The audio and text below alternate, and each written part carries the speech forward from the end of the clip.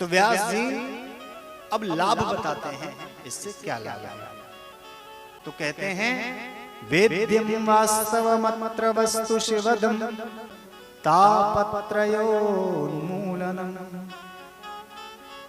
वेद्यम वास्तवमत्र, इस श्रीमद् भागवत महापुराण में वास्तव वस्तु का बोध कराया गया। वास्तव वस्तु किसे कहते हैं? जीव, जगत और माया। इन तीनों को वास्तव नाम से जाना जाता है। और श्रीमद् भागवत महापुराण के श्रवण से ये तीनों भली भांति समझ में आ जाते हैं। वेद्यम वास्तवमत्र, जो वास्तव वस्तु है उसका इसमें निरूपण है। और इसके श्रवण करने से व्यक्ति वास्तव समझ जाता है, वास्तव वस्तु को भली भांति जान जाता है। तो बोले महाराज वास्तव वस्तु को भली भांति जानने से होता क्या है? तो बोले शिवदम।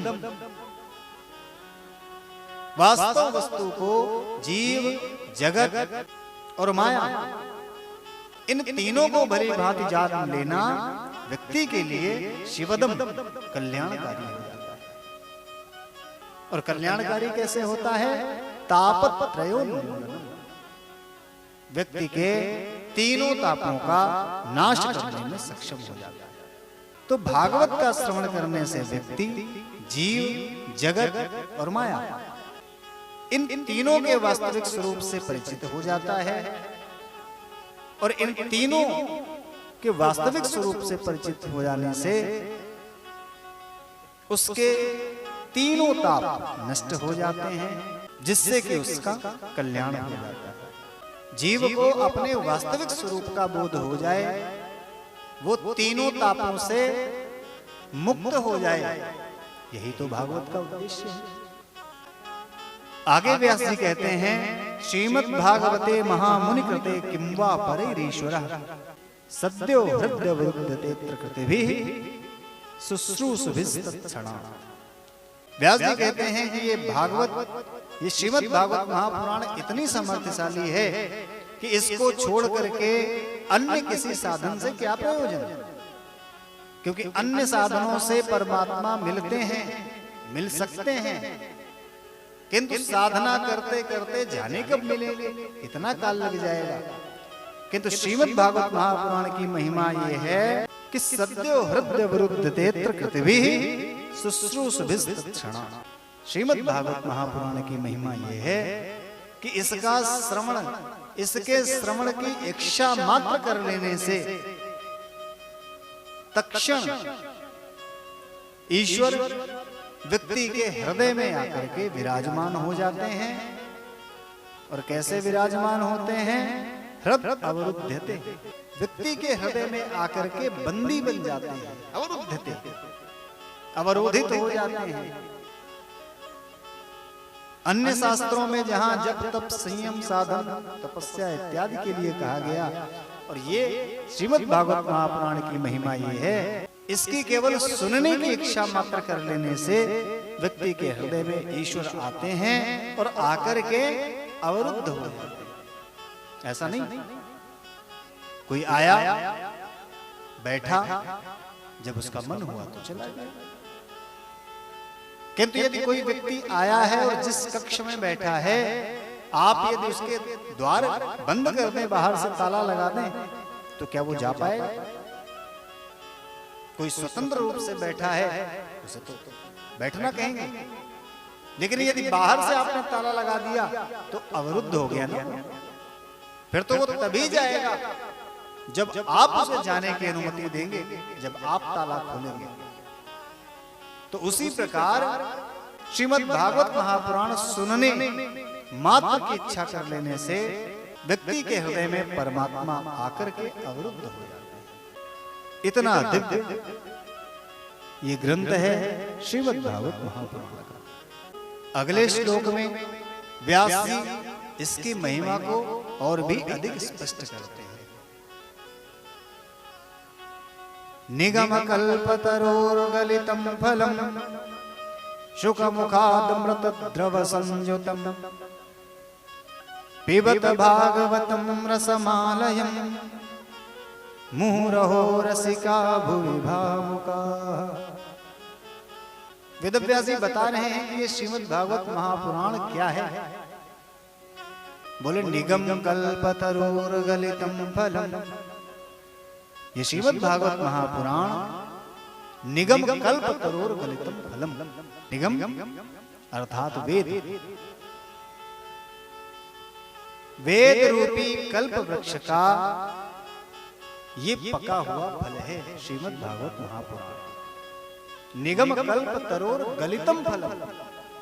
और पका हुआ कितना पका हुआ, ये नहीं थोड़ा सा पक गया और अभी पकने की प्रक्रिया में है। गलितम फलम, पकने की प्रक्रिया पूर्ण हो चुकी है और अब तो गलने की अवस्था आ गई है। इतना सुंदर सुस्वाद और मधुर फल है। निगम कल्पतरोर गलितम फलम, इतना दिव्य पका हुआ फल है, मधुर फल है। तो किसी ने पूछा कि मधुर फल कैसे है, इसकी क्या गारंटी है? पका हुआ है ठीक है, अत्यधिक पक गया है, गल गया है, ये भी ठीक है, पर इसकी क्या गारंटी है कि ये जितना पका है, जितना गल गया है, उतना ही मधुर भी है? तो इसका कोई प्रमाण है? व्यास जी कहते हैं इसका प्रमाण है।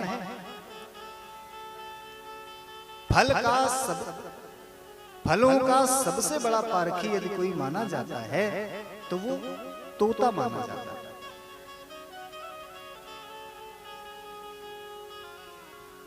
क्योंकि तोते का ये गुण है कि वृक्ष पर जो सबसे उत्तम फल होगा, सबसे मधुर फल होगा, उसी पर वो चोंच मारता है। तो पुराने लोग वृक्ष पर लगे हुए फल को देखकर ही जान जाते थे कि मीठा है।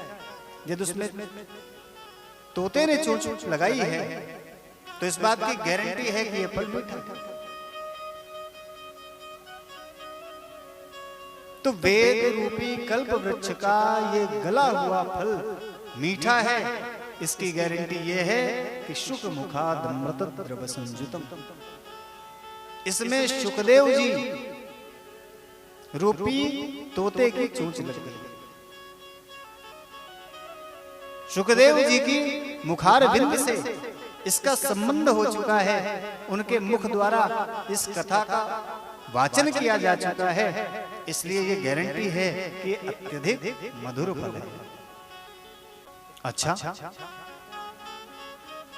चलिए ठीक है, सुंदर फल है, पक गया है, अत्यंत मधुर भी है, पर इसमें जो रस भरा है वो कैसा है, ये भी तो पता चले कि जो रस है वो कैसा है। तो बोले अमृत द्रव संयुतम, इसमें जो रस भरा हुआ है वो अमृत है। वेदों की श्रुतियों ने परमात्मा को रस रूप ही तो कहा है, रसो वैसा, और यही रस इसमें भरा हुआ है। तो परमात्मा रूपी रस से ओतप्रोत ये फल है। इस श्रीमद् भागवत महापुराण रूपी फल में परमात्मा ही रस रूप से विद्यमान है। इसलिए व्यास जी कहते हैं पिबत भागवतम रसमालयम, इस रस से भरे हुए फल को पियो। पिबत, तो किसी ने प्रश्न किया कि महाराज फल तो खाया जाता है, कहीं फल भी पिया जाता है? फल को खाया जाता है या काट के खाओ या चूस के खाओ? आप कह रहे हो पिबत भागवतम रसमालयम, फल कहीं पिया जाता है? तो वेदव्यास जी कहते हैं काटना, छीलना और चूसना ये तब की बात है यदि छिलका हो इसमें, तो भाई उसको छिलका छील के खाओ। यदि कठोर है तो काट के खाओ, यदि इसमें गुठली है तो चूस के खाओ। लेकिन ये फल इतना पका हुआ और इतना दिव्य है कि न तो इसमें छिलका है, न इसमें गुठली है, एकमात्र रस, रस स्वरूप ये फल है। कुछ भी खाने के बाद फेंकने के लिए कुछ बचे ही नहीं, कुछ है ही नहीं। इसलिए इसका रस पान करो, इसको पियो, और कितना पियो, मुँह रहो, बार बार इसका पान करो, जितना संभव हो, जब संभव हो तब इसका पान करो। इस कृष्ण रूपी रस से परिपूर्ण फल का तब तक पान करो जब तक तुम स्वयं उस रस में मग्न न हो जाओ। मुँह रहो, बार बार। अब अगला प्रश्न ये उठता है कि कौन पिए? व्यास जी किसको बुला रहे हैं पीने के लिए? तो क्या कहा? रसिका भुवि भावुका। तो व्यास जी यहां पर दो लोगों को बुला रहे हैं, एक रसिक और एक भावुक। अब इन दो लोगों को ही क्यों बुलाया? देखिए, ये जो कथा है इसका पूर्ण रूप से लाभ वही ले सकता है जो भावुक प्रधान। भावुक और रसिक को ही क्यों बुलाया? विचार करिए, भावुक और रसिक ही क्यों बुलाए गए? एक ऐसा व्यक्ति जिसे प्यास नहीं है, आप उसे बुलाएं और उससे कहें आओ महाराज जल पी लो, उसे प्यास नहीं है तो क्या वो जल पीने आया? नहीं। अत्यंत आपका जानकार हुआ, प्रिय हुआ, सामाजिक हुआ, आ जाएगा और आकर के सबसे पहले पात्र को देखेगा, दुनिया के प्रश्न पूछेगा, कहां से लाए, कहां से भर के लाए, छाना है कि नहीं छाना है, आरओ का है कि नहीं है, दुनिया के प्रश्न करेगा और पानी नहीं पिएगा, और पिएगा भी तो इस तरीके से पिएगा कि जैसे उसने आपके और कोई कृपा कर दी। जल पी करके जल के उस महत्व को वो कभी नहीं समझेगा। और वहीं एक ऐसा व्यक्ति है, ग्रीष्म की दोपहर में तपते हुए मार्ग पर कोई अत्यंत प्यासा पथिक जा रहा है, आपने जैसे उसे देखा और दूर से निमंत्रण दिया, अरे भैया आ जाओ जल ग्रहण कर लो। उसने जैसे ही देखा, वो तो पानी को ही ढूंढ रहा था, जैसे उसने आपको घड़े के पास खड़ा देखा, जैसे उसने आपको जल लेकर के खड़े देखा, दौड़ पड़ा, आया और आकर के क्या वो सवाल करेगा आपसे? क्या आप कोई वो प्रश्न करेगा, कौन हो महाराज, कहां से लाए हो, कुएं से लाए हो कि नदी से लाए हो, छाना है कि नहीं, आरओ का है कि नहीं, साधारण है कैसा है, कोई प्रश्न नहीं करेगा। प्यास का आवेग इतना है कि उसे मात्र जल दिखाई पड़ रहा है, उसकी प्यास और सामने जल। आकर के बड़े प्रेम से, पूरी श्रद्धा, पूरे मनोयोग के साथ जल पिएगा, अपनी प्यास को शांत करेगा।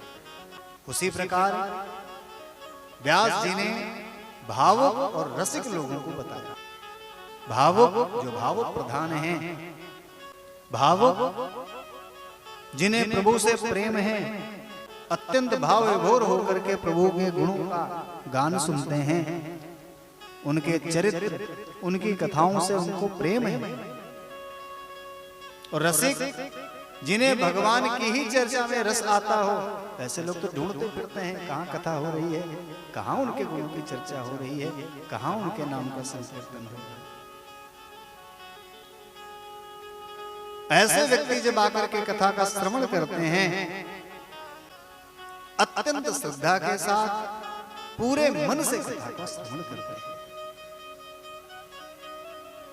यदि व्यक्ति भावुक न हो, भाव प्रधान न हो, रसिक न हो, तो प्रथम तो वो जाएगा भी नहीं कथा स्थल तक, और कदाचित यदि कथा स्थल तक पहुंच भी गया तो कथा में तो रस है नहीं, मन उसके भाव तो जुड़े नहीं गोविंद से, तो कहीं मंच की सज्जा देखेगा, कहीं उपस्थित भीड़ में अपनों को पहचानेगा, कहीं किसी को ढूंढेगा,